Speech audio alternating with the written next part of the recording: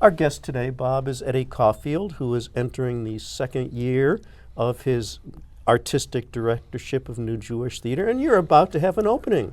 We are. We open this Thursday, which is December 5th, with Fully Committed, a hilarious play by Becky Mode starring our friend Will Bonfiglio. Oh, well, yes, and it is a one-person show. It is a one-person show. So it's Will all the time. It's Will. It certainly is. But it's not just Will, it's Will and, I don't know, 2 or 3 dozen people. Yeah, he plays, I think it's 40 characters. 40. And I have to say, watching him work his way through this has just been wonderful. It's it's a big mountain to climb anytime you do a solo show. I'm sure show. there's a Will, there's a way to take out all those characters. So Fully Committed, I know, is a restaurant term, and tell me a little about the play. So the play is about a character named Sam, who is a, I won't say struggling actor, but he's an actor trying to make it in New York. And his day job is that he answers the phone reservation line for the hottest restaurant in Manhattan. And this was a play that came out originally in the 90s. In fact, in my time at the Rep, we did a production of it. And then it was updated 2 or 3 years ago when Jesse Tyler Ferguson did it on Broadway. Oh, good. That means we're going to see a new version. It's a slightly newer version, and some of the celebrities are different. Oh, sure. I think Aman was featured heavily in the earlier version, and this one, it's Gwyneth Paltrow. And there's a hilarious, because of course now lots of restaurants now don't take reservations, you do it online. So there's a hilarious thing about open table reservations. It's very funny. Now, I would imagine that in a show like this, the biggest problem is keeping the characters separate. Yeah, well, that's because there are other one-person shows where you're not doing that many characters, but he's doing that many characters, and many of them call back more than once. So he really has to sort of know the show and know who's coming up next. Now, I would guess that there has to be a lot of interaction in a case like this between the performer and the director. So who's directing it? My dear friend Ellie Schweddy, who's the artistic director for Slightly Askew Ensemble, is directing it. And she is terrific, and she and Will have a long working relationship. And it's the minute I knew I was doing the show, I knew it was going to be those two artists if they wanted to do it. Now, how is the theater going to be set up for a one-person show, especially one person at a telephone? Right. So we're actually we're in our proscenium position, which we don't use very often, but because it's one person at a phone, we didn't need a lot of room staging space, really. Yeah. So. And who is your set designer? It's David Blake, who's done a fair amount of work for us over the last years, and I have to say he's, although this is the hottest restaurant in Manhattan, the room where the reservations are made is in the basement, and it's a dump. It's a storage room, really, and he's sort of done, I think, a great job of creating a space that I think is a little stifling for Will. Oh. Where he is, he does seem kind of all alone in his little dungeon of comedy.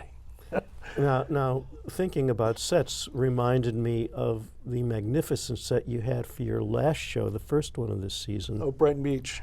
Yes. So that was done by our friends Peter and Marjorie Spack, who I have known since they were students at Webster a few years ago, more than a few years ago. And they had gone to Webster and gone off to New York and had fascinating careers, primarily in the industrial world of events and some television and things like that. And I think they decided it was time to come home. They could live cheaper here. And the minute I ran into them, I was like, oh, we're getting you back to the theater. And they've done a bunch of work personally for me. And also for the Shakespeare Festival. Yeah. I mean, what they did with the Shakespeare in the Streets at the library was unbelievable. And the video is so much a part right. of what they're doing. But that particular set for Brighton Beach, it was about the biggest set I've ever seen. It probably is the most scenery we've put into that space. And it was in a corner. Right. Which made the playing area seem so real. It wasn't like a stage version of a home, right. It was like a home. Yeah, it felt like you were actually in that house, which was a great trick. And then you even had room for a side door or back door on the other part of the set, which you worked in really nicely. Thank you. There was I will tell you, when you went off stage through those doors, there was it was that much space. There was almost nothing back there. And that production as a whole was magnificent. Thank you. I was very pleased with this, and it's one of the most successful things we've ever produced. People just loved it. It's well known that New Jewish had a ban on Neil Simon for a long time. I think for our first 20 years, we didn't produce anything. And No, it wasn't first 10 years. And I have to say that seeing him again when he isn't so fresh in everyone's mind, boy, that's a really good play. It's a great play. I think it's maybe his best play. There are other plays of his that I've directed that I love. It's a really special play. And it really is teetering on tragedy. Oh, yeah. It is. It's a degree away, right? Well, the first question I have for you that isn't theatrical is, why Eddie? I mean, right. for years. You all have known me long enough that I was Edward. Yes. Well, I always wanted to be Eddie, even when I was a little kid, actually. And I've had any number of nicknames. In fact, my nickname for most of my time at the Rep was Edge. Edge. And when I made the jump, I thought this is going to be my last chance to. If I'm going to make this name change, this is the time to do it. So, but as I always say to people that have known me a long time, you can call me whatever you'd like to call me. Well, I think Eddie sounds Well, good. you know, when I years and years ago, when I joined Actors Equity Association as a stage manager, my middle name is Murphy, and I wanted to join as Eddie Murphy, and they wouldn't let me. No. Go figure. And I wanted to do that because in all those old kind of black and white backstage movie musicals, the stage manager was always Eddie with a clipboard, and I always found that very endearing. And but they wouldn't let me join as Eddie Murphy. Did they already have a member? They did. They had apparently. There's an actor named Eddie Murphy. Yeah. So. Well, and so we will certainly honor your wish. It sounds good. Thank you. I like it. Now, you had a long history with New Jewish Theater even before you became the artistic director. Yeah, I think I had been directing there for 17 seasons, and almost always the last slot of their season because that worked into my rep schedule pretty well. Oh, sure. And then at some point, Kathleen Sitzer, who founded the theater, brought Bobby Miller and I on as artistic associates, I guess.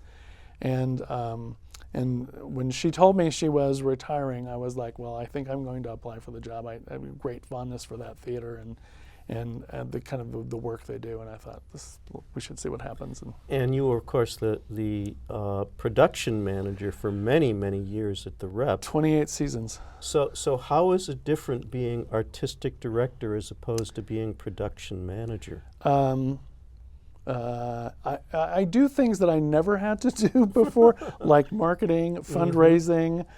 So I'm developing a bunch of new it is a skills. smaller shop. Oh, it's a much smaller. Yeah, you know, I think I supervised 35 people at the Rep, and we have like 2.5 plus myself, and they're great. I love them, but it's a really different. And at the Rep, I was basically doing 14 projects a season between the main stage and ITC and the studio and other things. And you know, here we do 5 projects a year. Now, do you get support from the JCC? We are a program of the JCC. We're part of the Cultural Arts Department of the JCC. So there's the Jewish Book Festival, the Film Festival, New Jewish Theater, Youth Theater, and the Gesher Music Festival. So that is the sort of cultural arm of the J, and so we get, they are our sustainer. Now I have to raise a lot of money every year. Well, I wondered. It's like any other program there that you got to raise a lot of money. Do you have to pay rent on the theater? Or We do not pay rent on the program and the theater. There's a lot of that overhead is absorbed for us, which is very comes helpful. from them. And of course, they built us a beautiful new Yes, theater 11 yes. years ago. So I feel very lucky about that. Yeah. But you have many other expenses too. Oh my gosh, yes. I think in round numbers, our annual operating budget for the theater is about $350,000. We made a commitment many, many years ago, for example, to use equity actors. That comes at some expense. We try to, it's very important to me that we are compensating artists at the highest level we can afford to do that. Well, I think that must be true because you have become, under Kathleen's leadership and now yours, you're a magnet for the best artists in town. That is true, and it's the thing I'm the proudest of. It is rare that I pick up the phone to call and say, do you want to come do a project, and somebody turns me down. we have a great reputation. The quality of work has a great reputation, and it's a lovely place to be. Oh, I know people have told me how great a place, how much they like working at NJT. Now, of the shows you directed there in your long association, are there any that stand out in your minds as really, really great experiences? Yeah, there are several. And most of my career as a director has been made up doing comedies. But I would say the production of Life Sucks that I directed a couple of years ago was personally a really interesting project for me, because it is a comedy, but it's got a very serious undertone. Well, it's based on Uncle Vanya, right?